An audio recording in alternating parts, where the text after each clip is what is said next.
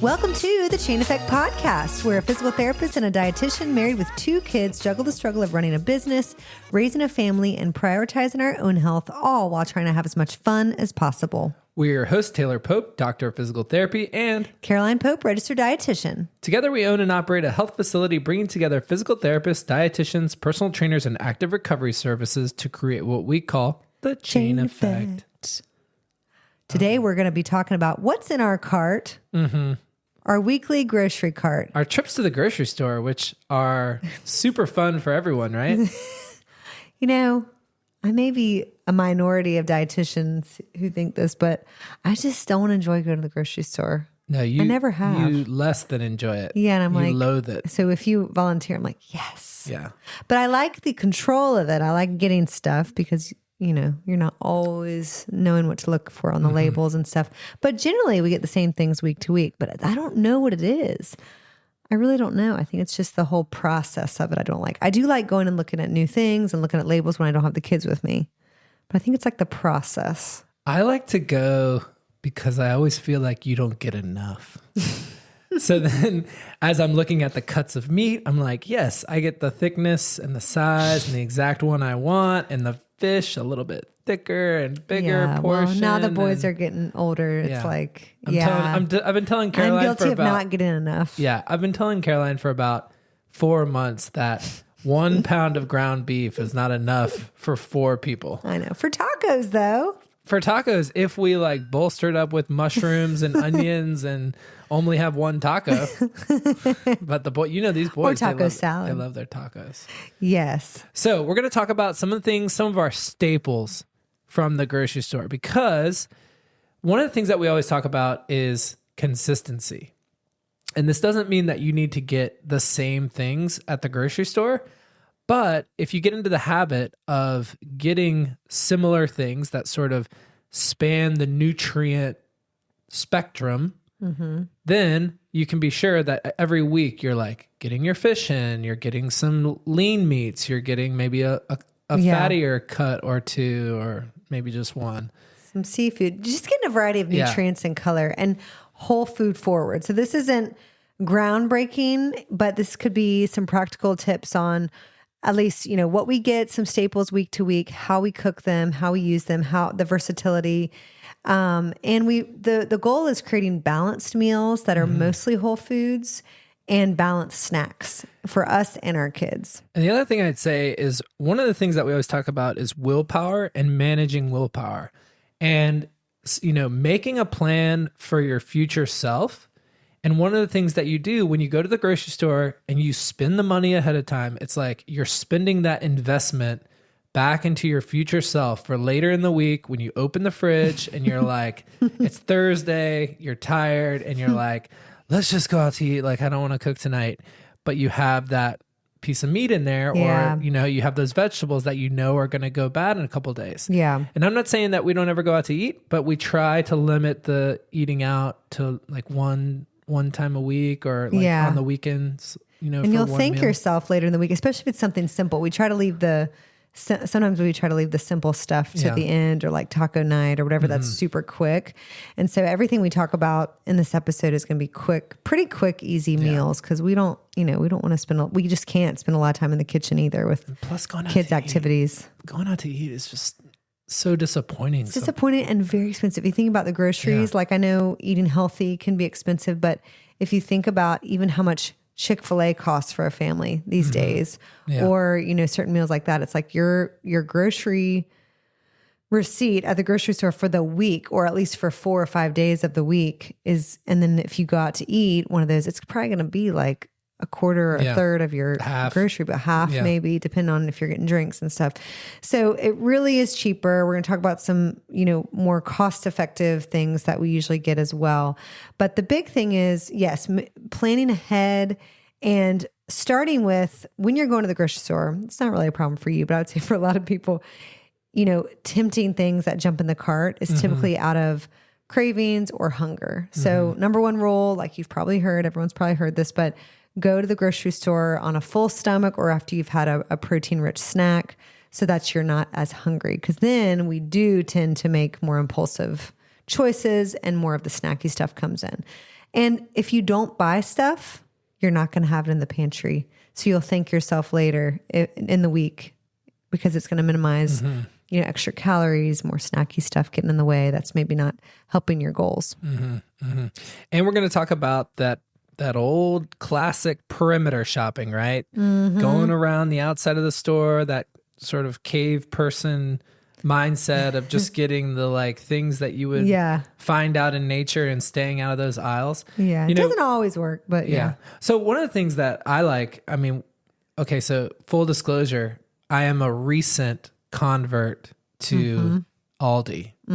I used to be like an Aldi hater. And now I'm like, where can I buy stock in Aldi? Well, you can't because it's a privately held company still. But as soon as you've researched it. Yeah. As soon as but I used to be a full-on Harris Teeter. I think that's Kroger for a lot of people, not in North Carolina. But I used to be like hands down, got to go to Harris Teeter for everything. And I still think like some of the meats, like if I was really gonna invest in like a nice steak or something like that, or a big piece of fish, or scallops, things like that. If I was going to invest, I'd still probably get that stuff at Harris Teeter or Fresh Market or something like that. But Aldi, I am all in. All the staples. And it is like a third cheaper.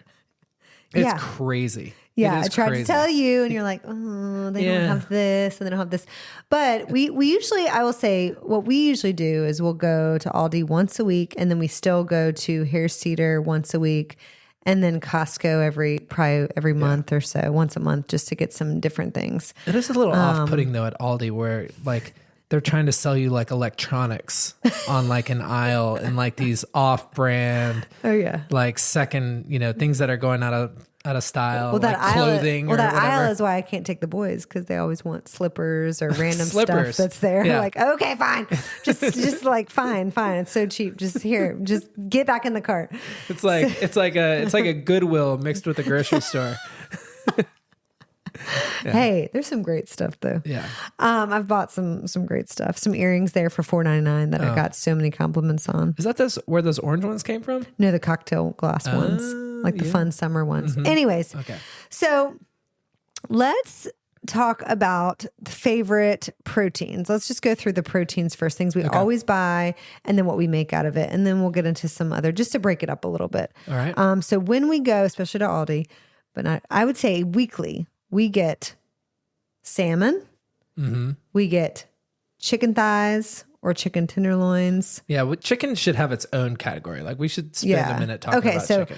So basically to list them out, we get some form of chicken, salmon, shrimp, a ground beef or ground turkey, and then steak one time a week. Yes, we do. Now, I would never get steak, but you're obsessed with steak. But we've cut that back. I have to rein it in more sometimes if you're trying to have steak 2 times in a week. But we do get steak once a week for the boys. And the boys, I long-term planning, I made the boys love steak. So now, and wings. Now we're getting steak and, great. We can get wings when we go out to eat. So that's for like the meats. And we do, vegetarian is totally fine. We just don't typically have vegetarian meals. We usually do some sort of protein, but try to keep it leaner with healthy fats like salmon. The boys have started loving shrimp, so we can incorporate that more. Used to not like shrimp as much either, but I've always loved it. And it's such an efficient, low calorie protein source. And sometimes I just crave it over salad or over like a grain or starch or whatever. So I just love shrimp. I just think it just tastes so boring to me. But at the end of the day, I started loving it more once I looked at the nutrients and I saw that like a portion gives you 20 grams of protein and there's like no fat, right? For like 80 calories. It's like an insane ratio. And so I started liking it more once I started looking at that. It does have a lot of sodium, right? That's one thing you got to kind of watch. 500 milligrams? Is that I don't. Is that? Where are you getting that from? At the label. I was 500 milligrams for a portion isn't. That's nothing. I mean, that's just not bad. I would say people more so are like, oh, doesn't it have a lot of cholesterol?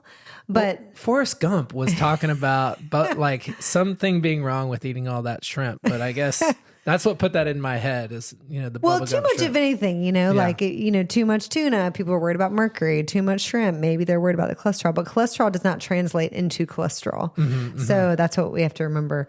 So it's very lean. Yeah. So, and shrimp, we do stir fries with a lot or just like saute them. It's super quick. So if you need something super, super quick, you can get frozen and thaw it, right before you're cooking it, or thaw it in the fridge for the day, before you're going to cook it. But we thaw it in the sink with running water. That's the safe thing to do with cold water. You run it under the sink or run it under the faucet for about 6 or 7 minutes to de-thaw it if you get frozen. Or you can get fresh and then you just saute it super quick. Throw it over, sometimes we'll do like a red sauce with our edamame pasta and we'll like throw that on top. The boys love it. Edamame pasta is also a great staple because of the fiber and protein. If you've never tried it, I always encourage all my clients to try it. And Taylor loves I it. think it's the best one too. Of like the texture-wise, chickpea, bean, edamame, definitely the way to go. And it could be a vegetarian meal very easily. I always talk about like if you're in a pinch or you just don't want meat that night or you don't eat meat, edamame pasta, red sauce, maybe make it primavera, maybe add some vegetables in, but that is a high protein, high fiber meal, even without meat. It's like 24, I think it's 24 grams for an ounce. And people are used to putting 2 ounces dry or 2 ounces no, dry. I think 24 grams of protein is for 3.5 ounces dry, which is a little bit bigger. But it has like 14 grams of fiber as well in that portion. So even if you have a smaller portion, it may not be as much protein, but it depends on what you have on top. I'll tell you, the first time you make it, you're going to think you need a lot more. You're going to fill your plate with that edamame pasta and you're going to be halfway through it. I'm done. Okay. This is more filling than our standard wheat pasta. So let's talk about the chicken though. Okay. The chicken, we've sort of got into our groove with chicken over time. So every week we typically get chicken thighs and boneless, skinless chicken thighs. Typically that's our typical, like the big pack. And we get that because easy to just throw on the grill. Yeah. You can saute them in a pan if you want and easiest to do a dump meal with. Yeah. So the only meal that we ever make in the Instapot that's not chicken thighs that involves chicken is when you do the white bean chicken chili. Yeah. And that is chicken breast. Otherwise, chicken breast in the Instapot, I feel like it's a little dry. It's just not good. Chicken breast in general is a little dry, no matter how you cook it. I mean, there's some ways that are a little bit better. And I know, some people pound it and get it, a little bit more flat and stuff, or butterfly it, like cut it in half and then pound it. I mean, if you're going to bread it and fry it, it's definitely going to be a little bit better. Yeah, but we've really gotten into the chicken thighs. More calories because of the fat. So if you're looking for more of an efficient protein source, just know that it's got a little bit more calories, but it does taste so much better. And it can really turn kids onto meals without, like if they are not really into certain meals with chicken breast. But we usually do dump meal. And by that, we usually do a burrito bowl with rice, beans, some taco seasoning. We add in broccoli, zucchini if we have it, like different veggies, red bell pepper, whatever we have pretty much, and then garlic and onion, and throw the whole pack of chicken thighs in there. 13 minutes, good to go. 13 minutes on manual, and we put some, sauce on top, shredded cheese, or whole milk Greek yogurt instead of sour cream. And that's a really versatile thing we also get at the store pretty much regularly. Is in place of sour cream, we get whole milk Greek yogurt. And the good thing about that too is if you're like rushing for dinner, it cools it down. Yeah. So like you throw the Greek yogurt on top, you're getting more protein, but it also cools it down and gives it a little bit of that creaminess. And just a side note about the Greek yogurt, its versatility is plain. Obviously you could add berries to it, different things like that if you want it for a quick breakfast, or you can mix it into, some sort of parfait or overnight oats or whatever you want to do with it. Muffins, there's so many recipes now with Greek yogurt. But the easy things we usually do is use it in place of sour cream. You get more protein. The boys love it as well. They don't know the difference, or they've grown up with it as sour cream. So that is their sour cream. And also I use it or mix it with olive oil mayo or avocado oil mayo into like tuna salad and chicken salad, which is something I do make. You don't like eating the tuna salad, but Tali and I, our youngest and myself, enjoy that for lunch. So that's just an easy thing you can mix in. And then you can use the Greek yogurt like the boys like it, just plain, or sometimes I'll put a little bit of sprinkles or a little bit of honey or some fruit on top of the yogurt. So those are just some other ways you can get through that Greek yogurt. I've heard of some of my patients like mixing it up into something and then freezing it too and having it like... It can be like Greek yogurt. Yeah. Yeah. There's a lot of recipes out there. So anyways, but back to the chicken. So we usually have a burrito bowl type thing once a week, super easy, low mess. And then you can clean it up before you even eat dinner. And then, you just serve it and add some fun toppings, add some avocado on top. Our other dump meal is kind of like an Indian dish where we'll just do a dump sauce, like a tiki masala sauce, jarred, super simple. We're not going to try to make our own sauce, although we have with paste before with... like for a chana masala, we did that once. But otherwise that dump meal is the chicken thighs as well with chickpeas usually. That can be anything. I've it could used be anything. okra in there. We'll add some different vegetables. Yeah. Broccoli works really well. The chickpeas, you go back and forth. I think some people want to throw like coconut milk in there, and I think that works well. But we found, I think that you add that at the end. And it works a lot Otherwise better. it gets pretty liquidy and doesn't work as well.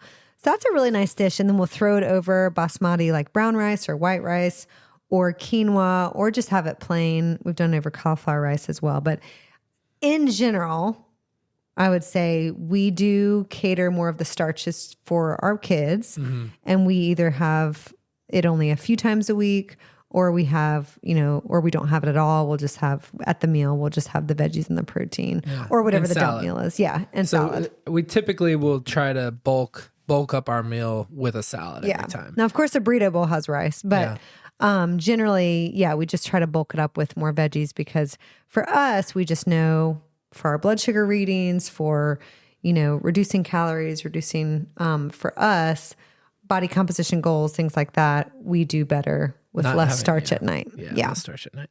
So the other thing, if you're feeling fancy, the bone-in, skin-on chicken thighs are also awesome.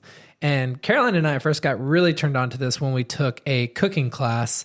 I forget where that was, but it was at some store where they want you to buy their like $1,000 pans. But, it was a French style cooking, and you take the bone-in, skinless bone, or bone-on, skin on chicken thighs, salt them up, get either cast iron or, frying pan that's super hot, olive oil, and you cook them skin side down in the pan until it crisp up.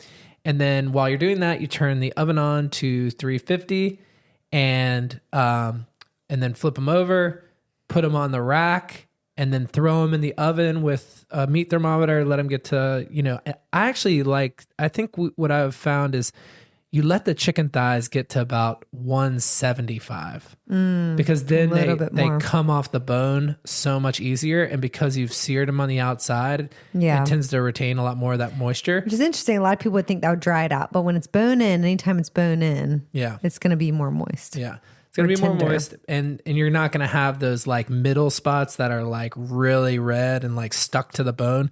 It's going to come off a lot easier. So we do that. Now, there was a sauce that they taught us with that you could do with like butter, capers and butter. And it was really delicious. Good. Dill, things like that. But you can really just do that, and our kids love it. In fact, the first thing Bennett does is he rips the entire skin off and eats all the skin all by itself. But that's okay. He's getting that healthy fat, and then crushes. Well, the saturated fat. Saturated fat. But, he needs more fat. He needs more calories. He needs more fat. And he loves it. So, and then the other one we'll do chicken tenderloins, super versatile, also super quick. Those are more going to be like a pan sear, whether you decide to bread them or not, that's sort of up to you. They're fine without it, honestly. Yeah. Like it's a good way of doing it. But occasionally for the kids, we'll do some panko crumbs, like an egg white breading. And the key to that, I learned this from someone, is you put a little bit of flour on first. Then you do the egg bath, then you do the pancos, and then it'll finally stick. I was always trying to like do the egg bath and then the pancos. I'd be like, why is it coming off as soon as it goes in the pan? And that's why. Lastly, and probably most underrated, is the whole chicken.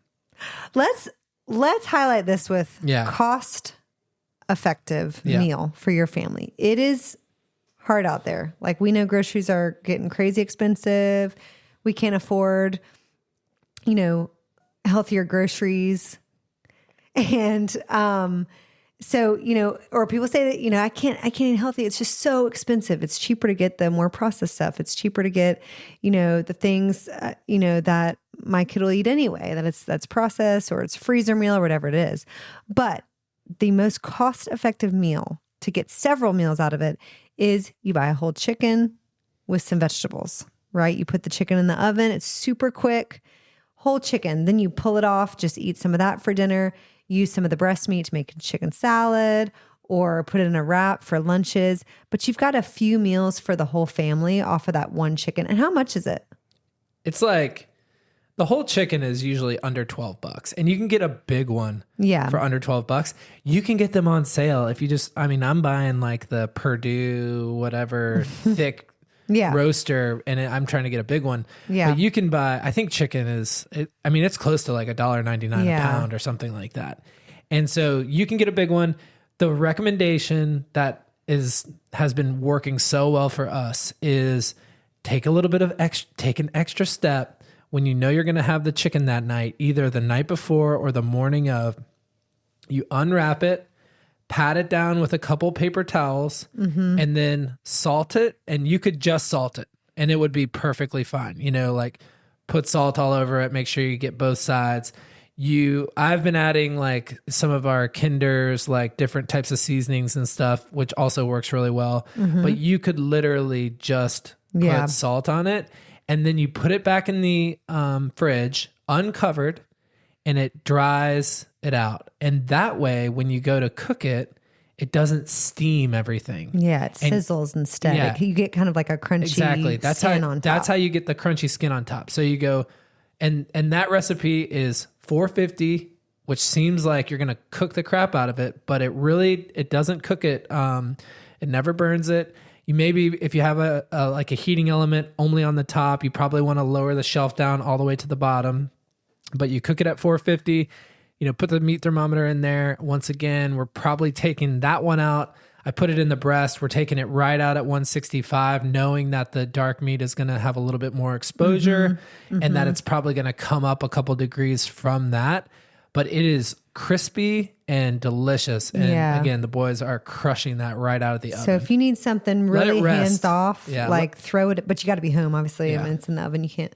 It's an hour. But like you just throw that in and then you'll have dinner and then heck, get some steamable, like microwave vegetables if you need something super quick, or, you could roast some other vegetables in the oven with it. You might need to increase the cooking time if you do, but super simple. Yeah. And those are the nights that like, honestly, those are some of our best nights because we'll throw it in the oven, got the high tech thermometer, like telling me exactly when it's done.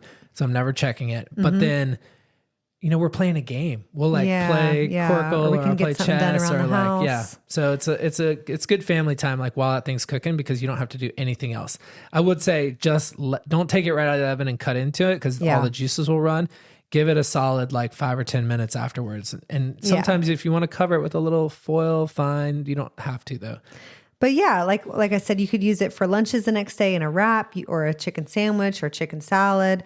And then another thing you do a lot is like chicken quesadillas for the boys, like something else kind of fun later in the week using some of the chicken. So a little bit of pulling apart, but if you want something cheap and healthy and easy, don't be afraid to try a whole chicken. And then another staple I mentioned is salmon. We get that every week, and that's just to get a big load of our omega-3s in every week. Yeah. Because that is the best source. That is the king of all, omega-3 sources. So salmon. And we're just grilling that 450. Yeah. Letting it go 13 minutes. Boom. And then you can bake it as well at 450. Yeah. So that's super simple. Bake it also hot. Try it with pesto on top. Oh, I love that. That is the best. Yeah. I love the pesto. A lot of times we just use some seasoning, but pesto is really good. Lemon. There's a lemon pesto. You used to Trader Joe's. Yeah, the Trader Joe's lemon pesto. Oh, get several jars of that whenever that comes out. Seasonal, folks. I think that was summer. Oh, I might have missed that this year. But what was the thing you were also doing? You were using Greek yogurt, Dijon, pistachios, and crushed pistachios. Yep. On top. So you can do, you would coat it with a little bit of Greek yogurt, crush up pistachios. You want to add some salt to it maybe before you put the Greek yogurt on, just so it has a little bit of salt. But put the Greek yogurt on, crush up the pistachios, crumble it on there, and then same thing. It makes like a really delicious bark. And the coating will actually make it really, really moist. So it does really well on the grill, does well in the oven. And you'll notice that like a lot of these things we're cooking at pretty high heat. And the only things that we're going to go like really low and slow on are our cuts of meat that have a lot of fat that we have to like really take care of. But all of these lean things we're trying to blast and then, get it done. Yeah. So love our salmon, that's, we should eat more different kinds of fish, but we just end up just like rocking salmon all the time. Yeah, it is our go-to. So, that brings us to our ground meats, and like the couple things that we end up doing almost every week is we'll either have like a taco night or we'll do, our meatloaf. We have a really good meatloaf recipe. If we're doing the turkey, which I'll tell you, I was not sold on the ground turkey for a long time. He was anti-ground turkey. But when we started doing this recipe for this meatloaf, which includes chopping up mushrooms of all things and adding it, you do like a saute with, very finely chopped garlic, onions, and mushrooms, saute that, and then add it in as you're mixing up the meatloaf with the breadcrumbs and the egg and the Worcestershire and the ketchup. It's really, really moist and airy. Sometimes you'll get a meatloaf that's like a beef meatloaf or, and it's like really dense and like it's like a block. It's like a thickly packed block. The mushrooms add this like tremendous airiness to it. And so we've been a big fan of that. The boys, even though they claim they hate mushrooms and they're like trying to look for them, they love it too. They eat it up. And then you can put some ketchup on top and that's fun. Right. So that's an easy one, or ground tacos, or I do like ground meat over a salad sometimes with like salsa as the dressing if you're looking for like a lower carb, lower calorie option. So those are like the main proteins, and that's a real look into our go-to meals during the week. As far as dinners, and then some other proteins that we get more of like on the another part of the grocery store is lots of eggs, and then liquid egg whites. And I found that the best place to buy that is at Costco. Actually, you can get like a 6-pack of little cartons of egg whites. So they don't go bad. They're smaller cartons. We usually use them up pretty quickly, but then you get 6 and you've got a lot that are good to go. I was telling someone the other day at the gym, I was like, y'all, our egg consumption is out of control. We're doing like 9. 3 dozen a week. Yeah. Right? And like 9, when we make the scrambled eggs for our family now, it's like 9 eggs. Easy. Yeah. Well, they eat Bennett himself. Bennett will have 4 like, eggs. Yeah. He'll have 4 eggs. And he Tolly's wants like, more. I want 1 egg. I know he's not as into the eggs, but we started adding in liquid egg whites. So that gets you more protein Bulks it for up. very minimal calories. It's about 5 grams of protein for 25 calories. For a 1/4 cup serving. And that's about what you would get with a regular egg white, like 1 egg white from an egg. Can add a little milk, but I wouldn't do too much. Yeah. So we do a lot of scrambled eggs and then boiled eggs and things like that throughout the week. And then along with the Greek yogurt, we do a lot of cottage cheese. I know you and I just eat that as a snack or for breakfast. And the boys will sometimes have it with dinner or if they're still hungry. And we talked about the cottage cheese on another podcast, but the thing that we want to be avoiding in the cottage cheese is looking on the label for the carrageenan. Yeah, and different other ingredients that are really just like stabilizers or and that's what carrageenan. I mean, it is natural, quote unquote natural, but there is some negative research behind it. So I just try to get the ones that literally are just like salt and milk, salt and cultured milk or whatever it says. I think Daisyland. I'm a Daisyland guy. That's like the best. It's like the blue container. Yeah, that's what we always get. And you can get it again at Costco, a huge container. If you're a family of 4 or 5 or you all like eating it, you can get a huge container.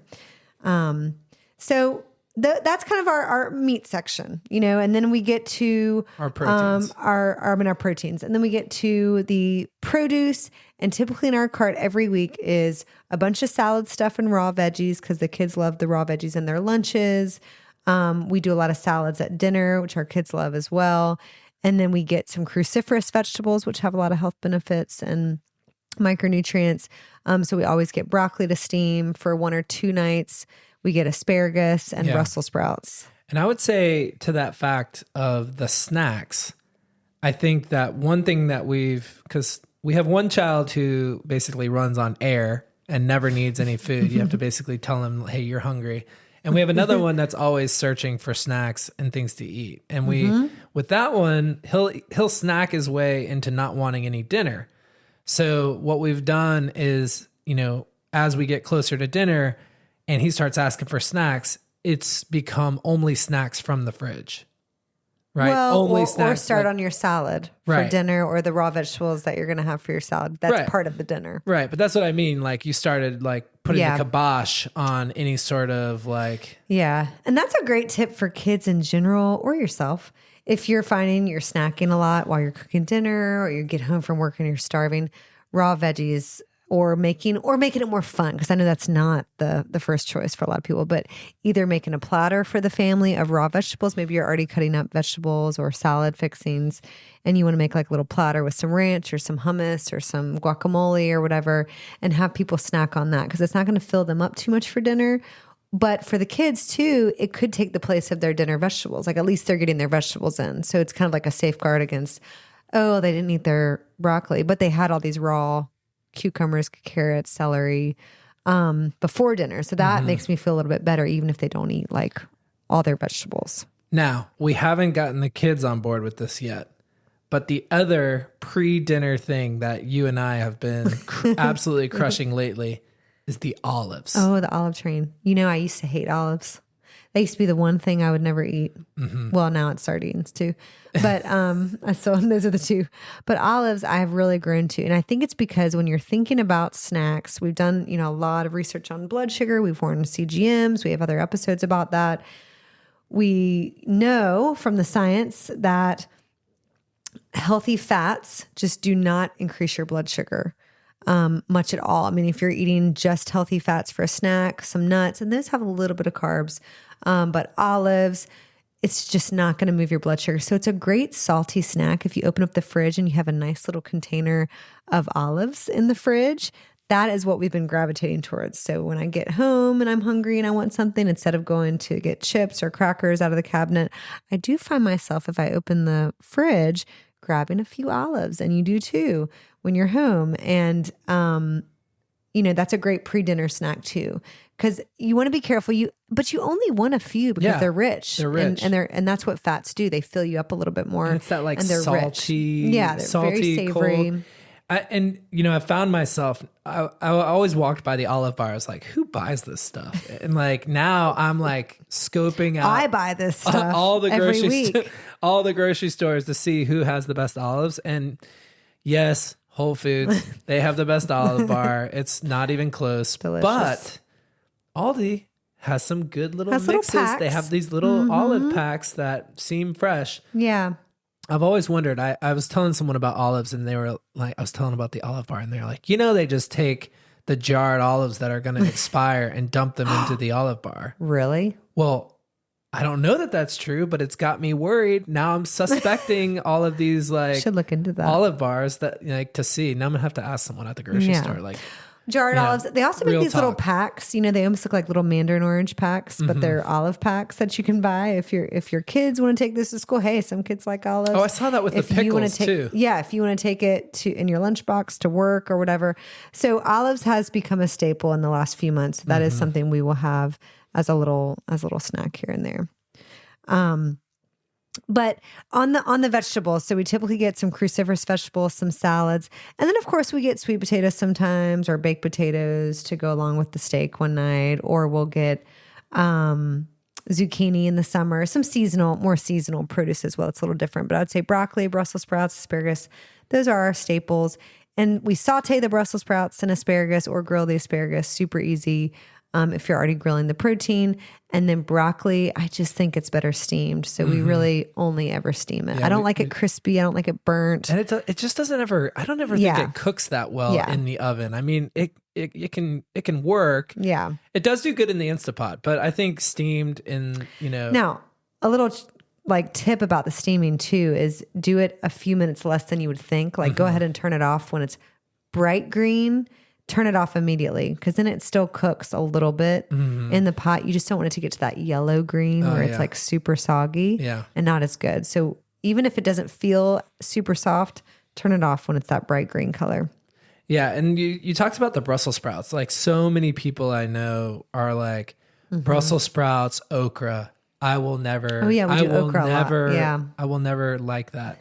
And they're just not doing it right. They're not doing. I think they just haven't had it the right way. So what we do with our Brussels sprouts, cut them in half, get a big saute pan, and then you just put some oil in there, saute them on medium high heat, and let them get a little bit of that char on the bottom. And then we usually do low sodium chicken broth or beef broth, and you just pour some of that beef broth to create like a 1 centimeter layer in the pan, and you just let it evaporate. Yeah. And as soon as it's evaporated, it's done. It's so good. It's moist. It's cooked all the way through. It has a great flavor. I think that's the best way to do Brussels sprouts. And then similarly with okra. Now, what I found with okra is I'm spoiled with my okra now because every summer we've been growing it, and fresh okra is the best. It's when it's in the store and it's been sitting there Slimy. And it looks old and slimy and brown. Yeah. It's hard to get like really good fresh okra. So if you live in a state that supports it, I mean, we're in North Carolina, you can grow okra. You can plant like 4 or 5 plants and you will have okra all summer long. You just pick it every day and you can have it like every other day. Now with that, you just chop it like across and you just saute that sucker for like 3 or 4 minutes on high heat and it's ready to go with salt. And it is really, really good. It is really good. I've converted some of my best friends who like would probably say they have like really good palates for food. And they were like, no, okra, that's the one thing. Like I won't have it. And then they had it and they were like, it's actually good. I have to say. Remember our son tastes would like popcorn to me. Yeah, our son would eat like bowls of it when he was a toddler. And still though, so they'll eat some, they go in phases, but they'll eat some at dinner. But yeah, then you can put it in a dump meal too, or use it different ways. So that, when it's seasonal, okra is another standard thing. Now that brings me to like the shelf stable things that are staples we always buy. And it's always good to have on hand is your canned beans. Obviously we use those different ways, taco night, dump meal night, burrito bowl, whatever it is. So we do chickpeas, black beans, pinto beans mostly. When it comes to soup season, we're going to get some different white things, beans. the white beans and, things like that. But, which is chili, around the corner. which is around the corner. Yeah. We've gotten some cooler days. And then broth, always good to have like a low sodium broth on hand.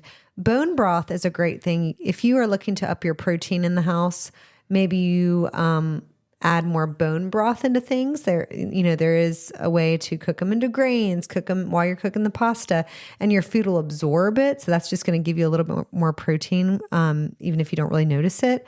Or you can add it into your soups, your dump meals, and add more protein that way, or regular broth. It's like 9 grams a cup, right? It's like something pretty big. Some people drink it, in the winter. That's a nice little snack I recommend for some people who maybe don't have a big appetite. They're trying to get more protein in. They don't want like a milky protein drink. Of course, it's not as concentrated in protein, but 9 grams, you're exactly right. For like a cup, then they can have it warm and just kind of sip on it. There's different flavored ones too. Won't people do that?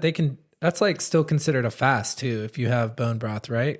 Won't it not break your? I think so. Well, it is protein, so it is gonna like increase a little bit of a blood sugar. We should test that increase, but we should. Yeah. So those are our staples. Can you think of any other ones that are like? I would just say that the ones that we didn't mention that we always have, the carb balanced tortillas, we love to have, just, it's easy to do a wrap. They're high in fiber, they still have some carbs, but they kind of add the fiber to, offset the sort of net carb situation. And then they're just lower calorie. They're calories. Good for quesadillas, tacos. When we buy bread, we typically will buy, it always seemed like the sort of plain but it's that just like 100% whole wheat. Yeah, which like is the old school bread. The old school bread, and it's like 70 calories a slice. And so you can have a sandwich, and if you have 2 of those, it's literally the same amount of calories as one slice of like a thicker bread. The thicker, more regular bread, the more robust bread that or you'd those see. seedy breads, like, you know, we love, there was a time where we'd get the Dave's Killer bread and things like that. But depending on your goals. The thin slice is still The thin slice is good. That's about 70 calories because it's so dense. But depending on your goals, you know, there's a time and a place for those breads. But they tend to be more dense. They have some good nutrients. They, you know, they don't have a lot of additive stuff depending on what item it is, but the bagels are super dense in calories and carbs still. The English muffins, same thing. Although they're really good and can be, you know, we occasionally get special those English muffins. Yeah, special treat. And then and then the breads can be dense, the regular slices. I think another thing that I think we always get is those chicken bites from Costco. It's like the little individual portions of chicken. That's really nice to have. They're typically, I think they're shelf stable in the fridge for maybe like 3 weeks. Yeah. And they're already cooked. You can just pop them out. I eat them just, you know, in between patients. Sometimes I'll just like open the thing and just house it. And it's house some protein. It's 4 ounces of chicken. It has a good flavor. It doesn't tend to be slimy unless it's really old in your fridge. And there's not many ingredients. There's not many preservatives or anything. And it's 24 grams of protein. So you're getting 24 grams of protein in like, you know, a couple minutes. And so that will satiate me. The only other thing I think we should talk about is just, you know, our sort of stance on, you know, not having honey attached to anything that we buy. So when we buy bread, we buy like just the 100% wheat bread. Yeah. When you buy Cheerios, you buy plain Cheerios. Yeah. And honey is specific, but yes, like any sort of taking a standard item and doing the sweetened version of it as a staple it just, you know, leads to more of a consistent habit of having things that really shouldn't be sweet. Yeah. Whereas we rather enjoy like actual sweets. Like if I'm going to have a sweet and the added sugar, I'm going to have chocolate. Make it worth it. Or I'm going to have, you know, the boys are going to have like ice cream during the summer. That's going to be like a very, you're even like a cookie. That's like, going to be is a that dessert. Cookie homemade? Because I'm not I'm not going to have it unless that cookie is a cookie. Is actually a cookie. Yeah. So in order to do 80-20 and having those micro habits that really set your kids up and yourself up for success is the standard stuff, what you do on a daily basis, those micro habits, those little habits, have those be whole foods based most of the time and no added sugar or very little added sugar most of the time. The unsweetened version. Because what you grow up with or what's in your house, you're going to have, and the kids are used to it. So even if I do get quote unquote like sweet cereal, which is more of the healthier brands these days that have minimal ingredients, like three wishes. It's like it's got more protein. It's using stevia and monk fruit, I believe. It doesn't have any, artificial stuff or food dyes. It's colored with like beet extract, and I call it Fruit Loops. So they think that's Fruit Loops. Yeah. Dietitian mom. The kids don't love it. They don't love it. But they'll have it for a little bit and then we'll use it. And then they're like, I want Cheerios, or shredded wheat or something plain. And it's all plain.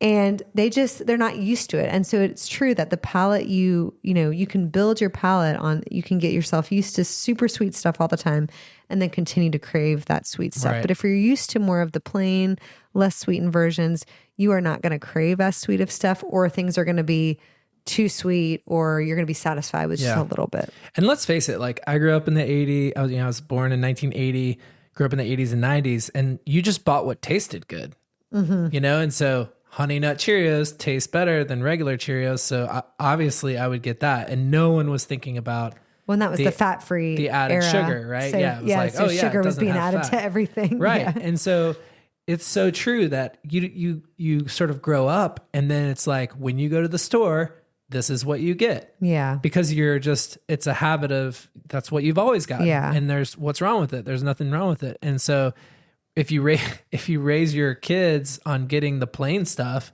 they're going to think that that's the stuff they should buy.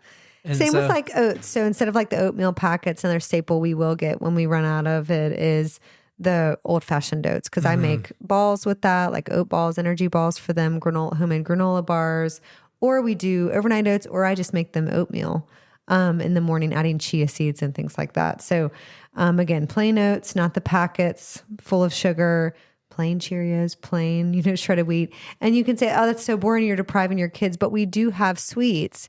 It's just, I rather them have like a true sweet and really enjoy it rather than like an everyday thing that just seems, kind of mundane. Rather than thinking all food should be sweet. Yeah. Yeah. This is something that is sweet and good and meant to be enjoyed. Yeah. And special in a way. And that way I feel more comfortable like putting, a piece of chocolate in their lunchbox or things like that, where it's like, it's not a huge deal. It's just kind of part of the lunch, but they enjoy it. And it's like, oh, yay, mommy packed me this. So if you have any questions on things that you're getting and where it sort of fits into, what we're thinking about as being, a weekly staple, send us an email, Taylor@chaineffect.com, Caroline@chaineffect.com. We'd love to get some feedback about your staples and what you're putting in your grocery cart. If we are just missing out on something that we should have added to our weekly list, we like to mix things up. But just remember the whole foods forward. When you look down in your cart, make sure it's mostly whole foods. Yeah. Right. And then you're going to eat it up. You're going to, naturally have more nutrients in your diet, more fiber, more protein. Trying to do that perimeter shopping, and then think about balanced meals and snack pairings that'll have that long energy versus the short energy with just carbs or just processed things. Thanks so much for listening. All right, we'll catch you later.